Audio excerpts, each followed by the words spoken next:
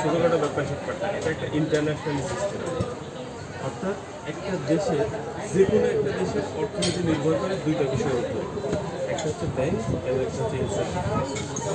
আমাদের দেশে ইন্স্যুরেন্সটা কিন্তু এতদিন অতটা অ্যাভেলেবেল ছিল না, কিন্তু অন্যান্য দেশে এটা কিন্তু সবার জন্য বাধ্যতামূলক।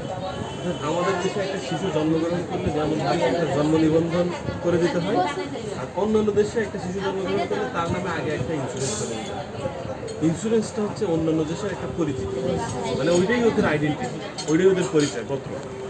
এখন আসে প্রতিষ্ঠাতা আলিবাবা গ্রুপের প্রতিষ্ঠাতা উনি হচ্ছেন জ্যাক মা, অবশ্যই নাম শুনছেন।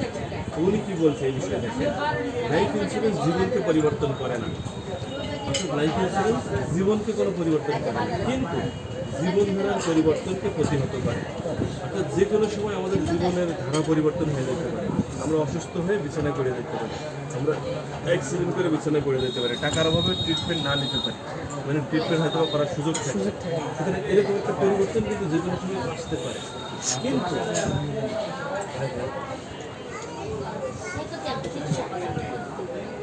এই জন্য উনি বলছে যে কিন্তু জীবনধারার পরিবর্তনকে প্রতিহত করে। একটি অসুস্থতা একটি পরিবারের সমগ্র জীবনের সঞ্চয় শেষ করে দিতে পারে।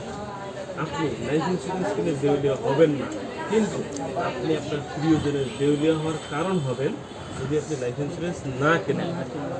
মানে কিনলে দেউলিয়া হবেন না, কিন্তু না কিনলে দেউলিয়া হওয়ার সুযোগ আছে।